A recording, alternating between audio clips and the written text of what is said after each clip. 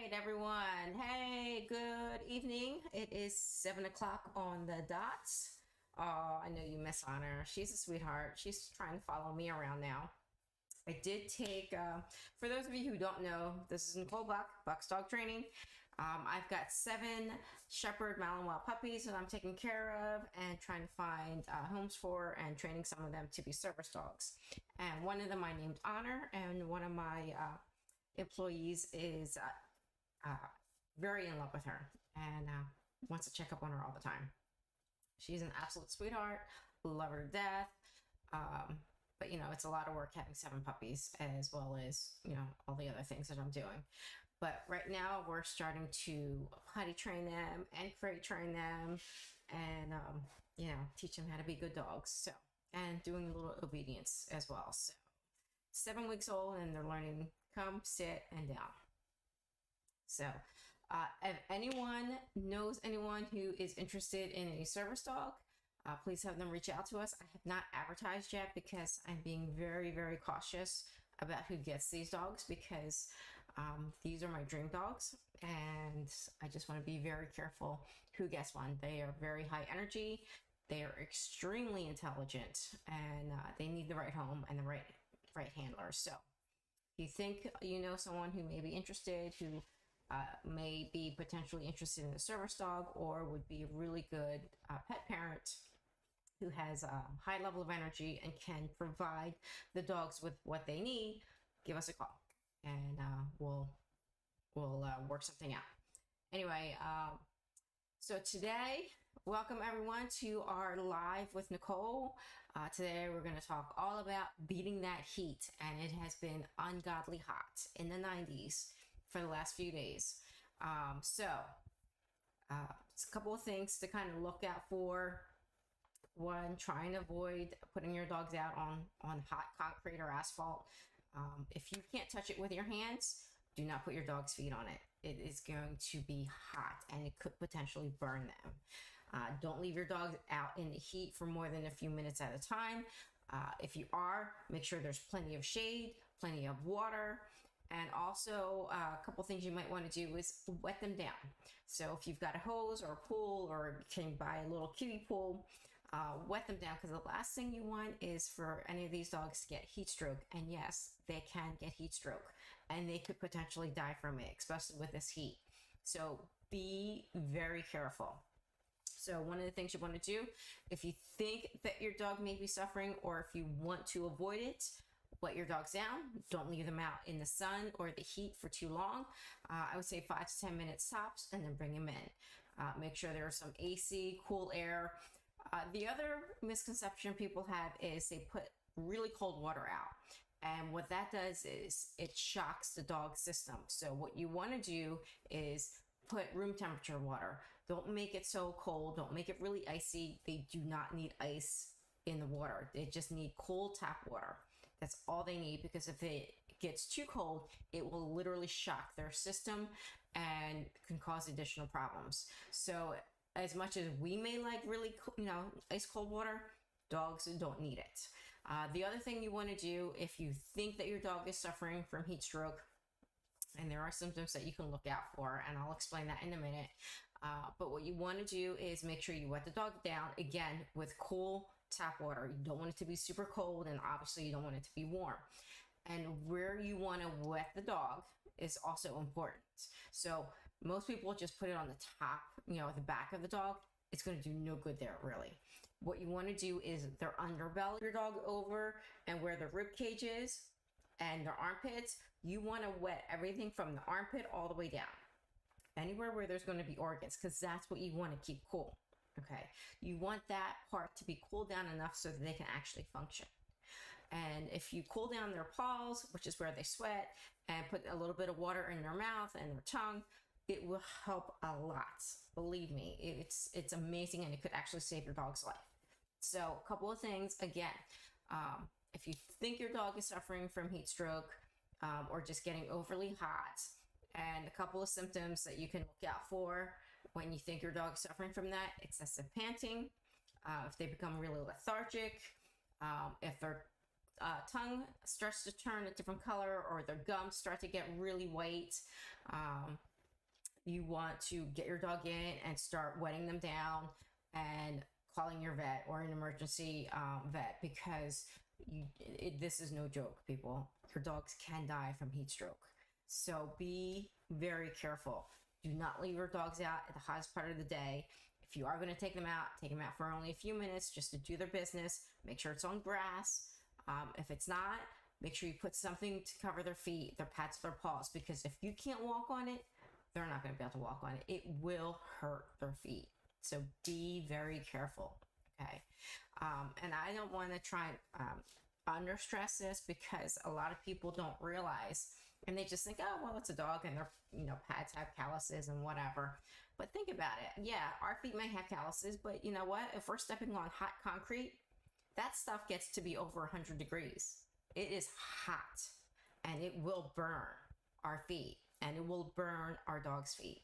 So be very careful. If you have to, carry your dog, wet their feet down, put some paw pads on them. You can actually get like paw gloves that you can put on their feet, booties they call it, to protect them from the concrete. If you can't avoid stepping on concrete, you can get some booties and put it on your dogs. So just, a lot of this is common sense. I get it. But, some people aren't aware or don't think about it, because our body has a way of being able to sweat when we get really hot. And dogs, really, the only way they sweat is through their paws and through panting. And sometimes that's not enough, especially when you get days that are in the 90s or 100 degrees. And the humidity is through the roof, and they are just excessively hot. So you want to make sure you do everything you can to try and beat that heat. Keep them wet, especially their underbelly. Make sure the water isn't ice cold, because it will shock their system if it is. And you don't want to do that. You want to keep it at a cool room temperature, or just tap water cool, okay? And then make sure that you wet down their paws, which also helps. Wet down anywhere where their organs are going to be, internal organs, because that also helps. And then just avoid the heat as much as possible. So I know you have to walk your dog, but try and pick the right times. Go early in the morning, go later at night. If you're going to take a longer walk, do it when it's optimal, as far as, the sun isn't out excessively, it's not as hot. And then also make sure you protect their paws. So if you're going to walk them on concrete, put some booties on them. Yeah, they may have, a little bit of an objection. You might have to sensitize them to and get them used to the booties, but you can do that very easily just by putting them on, letting them walk around inside the house for a little bit, then taking them off, and doing that every day for a few minutes, and adding more time, every day, until they get used to having the booties on. Then start taking them outside with it until they get used to that. And then eventually you can take them on walks with the booties. There are mushers out there all the time who have sensitized their dogs to wearing booties when they're out running, like the Iditarod. So dogs can get used to it, absolutely. You just have to get your dogs used to it, and it's for their safety. So take the time, get your dogs used to wearing booties if you have to, especially if you're going to be walking your dogs on hot concrete.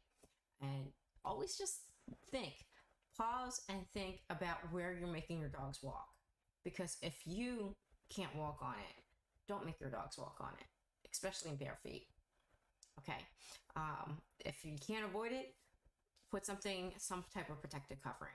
So just, be conscientious as much as you can. And I know sometimes we don't really think about these things, but try and, take a second, pause, and think about, what are you asking your dogs to do? Because we wouldn't walk out there with our bare feet. So why are you asking your dogs to do it? Okay, especially when it's hot and concrete. So grass obviously is much easier for them and more bearable. But if you're going to ask them, especially on asphalt, just really, really be careful, because dogs can actually get burns on their paws, the pads of their paws, from walking on asphalt, because it's black, it absorbs the heat, and oftentimes it will be so excruciatingly hot that it can actually create a burn. So just, again, be really careful what you're doing out there, especially with this excessive heat. Make sure you have lots and lots of water available for them. Have water out in all sorts of areas, wherever they're going to be. If you have to water them down, do it. what I've done with all of my dogs is I take them and I put them in the pool, and I wet them down in the pool so that they're out there and they are completely wet and soaked. So it does help keep them cooler, especially in the heat, because I want them to run around a little bit and get some energy out, because they are puppies, or 7-week-old puppies, and they're still being potty trained. There's lots of shade where I am, so they usually gravitate towards that. But even then, I don't keep them out for more than like 15-20 minutes, and I bring them in. But I make sure they're wet.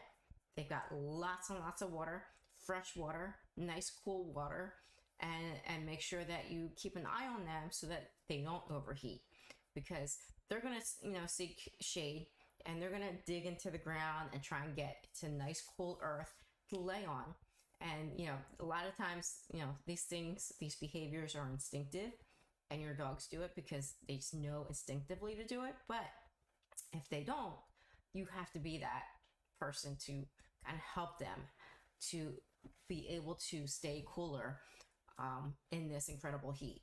So if you see your dog digging in the ground, it's probably because they're trying to find a cooler place to lay. And the more they dig, the cooler the earth gets. And that's why they do it. So for people who wonder, why does my dog keep digging all the time? That's why, because they're trying to find some cool earth to lay in. And the deeper they dig, the cooler the earth gets, and the cooler then they can sit. So there are actually cooling pads that you can purchase and lay out for them. There's cots that you can get that you can fill with water, which will then create a nice cool pad for them to lay on that's away from the actual ground. So there are a lot of things that you can do to help keep your dogs cool in the summertime. Get a hose or a spray that kind of spritzes them throughout the day if you're going to keep them out there for a longer time than you intend. But number one concern is always try and avoid heat stroke. Try and make sure your dogs stay cool. Provide lots and lots of fresh water. And if you have to, wet them down, especially the underbelly. That's going to be critical to helping them stay cool and avoiding that heat stroke. Okay, wetting their back is great. Yeah, it'll help as far as with the sun shining down on them, but it won't help keep them cool, like their underbelly and stuff like that, their organs. If you want to avoid heat stroke, make sure you wet their underbelly, pads of their paws, their armpits, anywhere where their organs are going to be. That's where you want to wet down, because that's the area you have to keep cool. Because if that gets overheated and their organs start to shut down, you're going to have a dead dog. And I hate to say that, but that's what's going to happen, people. And it really is that serious. It is. The heat is no joke to a dog. You cannot keep a dog out for hours on end in 90-plus-degree weather without shade and water. And even with shade and water, I still wouldn't do it. 5-10 minutes, and then bring them in. Let them have some air conditioning, and you can take them out as often as you want to get teach them as far as potty training, but you really want to make sure you do it safely and do it responsibly. So with that, I'm going to pause for a second because we're about halfway in and see if anyone has any questions. And Isa Morris, thank you for joining. Hopefully your pup is doing well. Love Zelda. She is a sweetheart. Zelda, by the way, is one of Naya's pups, for those who don't know. And Deborah, thank you for joining. Appreciate you joining us. Hopefully Sammy's doing well and staying cool in this heat. So anyway, if anyone has any questions as far as how to beat the heat, you can text me, you can email me, you can private message me. But again, we're in that dog days of summer, they call it, where it gets the hottest, and we want to make sure that we keep our dogs safe, and we do everything we can to avoid heat stroke and to make sure that they have a nice, safe, happy summer. We all want to enjoy it. So make sure you do everything you can. Keep them cool, wet them down, provide fresh water, and most importantly, make sure that you don't leave them out in this heat for too long. If you start to feel uncomfortable, just imagine how they're feeling, because they got a fur coat on. So just be really, really careful what you're doing, be conscientious, and just think twice. Don't let them walk on hot concrete or asphalt. If your feet can't touch it, don't make their feet touch it. Okay? So, if no one has any questions, I know this is going to be a short one, but I just want to make sure that we get that message out, that people understand how important it is to keep dogs cool, especially with this excessive heat that we're getting, and it's only going to get worse. So make sure you do your due diligence. Think twice before you make your dogs walk on something that you wouldn't walk on, and use the right gear if you need it. So put some protective gear on them. Make sure you've got them nice and wetted down so that they can stay cool. Provide lots of shade and lots of water. And let's see, what else can I use on Sammy's feet? She doesn't like booties. I would say make her get used to the booties if you can, because that's going to be the most beneficial. But there's also like wax that you can get, that mushers get for their dog's feet. It's not going to be as protective and it's not going to do as good of a job, but you can put some type of a wax on the bottom of their feet. But again, I would really put booties on if you can, or get her used to it. It doesn't matter if she likes it, it's for her safety. So she's got to learn to like it, or just deal with it, whether she likes it or not. We all, we have to deal with things all the time for our safety that we may or may not like, but it's for our safety. So, some people don't like to wear seatbelts, but guess what? It's law and we have to do it, and it helps. So we do it. Exactly. She would lick the wax. So put the booties on, get her used to it, and make her wear it, because it will help, and it will make her feel better in the end without her feet burning. So, as tough as it is to get a dog used to having a foreign object on their toes and their feet, I get it. Some dogs have never had it, and dogs that do, they don't like it, and they do everything they can to pull it off. But persevere, get them used to it, make them put it on and wear it around the house at first, and then around your yard, and then eventually out in public. And they will get used to it eventually. It's going to be a process, and it will take some time, but they will get used to it. And the more you practice with them, the more they'll get used to it, and the more it'll just become another routine, that every time in the summer that they have to go out, guess what? You got to put your booties on. It is what it is. We have to do it for safety. So whether they like it or not, it still has to get done. So anyway, thank you so much, Deborah Lee, for that comment. If anyone else has any other questions, and I'm sure you can probably hear the puppies screaming and crying because they're in the crate right now. So I am in the process of crate training them, and that is a whole nother conversation. Trying crate train 7-week-old Malinois Shepherd puppies. Yeah, that's a whole show in and of itself. So anyway, oh great. Morris Eisen was saying that they do 95% of their walks on grass, which is fantastic, and that's exactly what it should be. Try and stay on the grass as much as possible. If you have to go on concrete or asphalt, make it very quick and short, and make sure that you get them onto a grassy surface as soon as possible. Again, if your hands or feet can't touch it, don't make your dog's bare feet touch it. Put some booties on them, provide lots of water, lots of shade, and wet them down to prevent heat stroke. And for those who are just joining, Jersey 1982 who just joined, just real quick recap, trying to beat the heat. Keep an eye out for heat stroke in your dogs. Make sure you don't keep your dogs out for more than 10 to 15 minutes at a time in this heat. Make sure you provide lots of shade and water. If you see that your dog is under distress, like they're excessively panting, the gums are starting to turn white or blue, or they're just really lethargic, start wetting them down wherever their organs are, which is their underbelly. So from the armpits down, make sure you use cool water, not cold water, because if you use cold water, ice cold, it will shock their system, and it will not benefit. So and if you're going to give your dogs water, again, make it cool tap water, not ice cold, because again, it'll shock their system.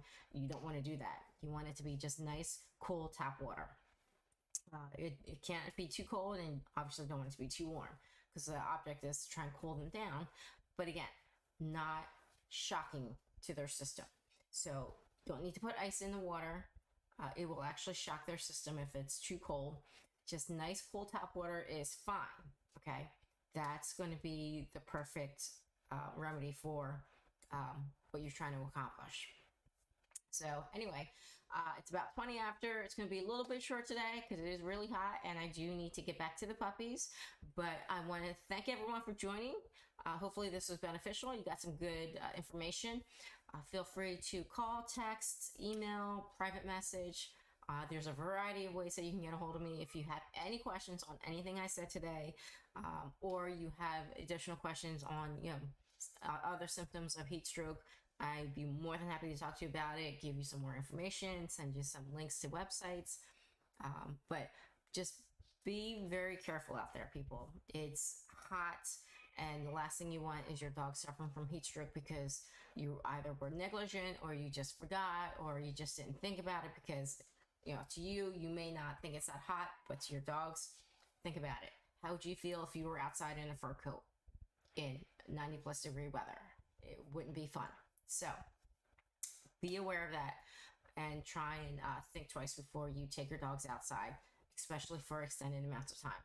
And I know it probably doesn't need to be said, but I'm going to say it anyway. Absolutely, under no circumstances do you ever leave your dog in a car in this heat. I don't care. Do not do it if it's only for a minute or two and you're just running into the store. If you have to do that, keep the car running and the AC going is all I'm going to say. But better option, just don't do it. Leave your dogs at home in the AC. It's really not that important that your dog has to be with you if you can't keep it cool. Because in this heat, even with the windows cracked down, that temperature will skyrocket so quickly. It will go astronomically high within a matter of minutes. Minutes, people. So just be really careful and don't leave a dog, a baby, anything in a car in this heat. It's just not worth it. It's not worth the potential tragedy. It just really isn't. And then if you have no other choice and you have to do it, please, by all that's good in this world, keep the car running and the AC going. So anyway, that's my 2 cents for what it's worth. Hopefully you got some good information out of it. And thank you everyone for joining. Have a great night. Have a great week, and we'll see y'all next week. Take care, guys.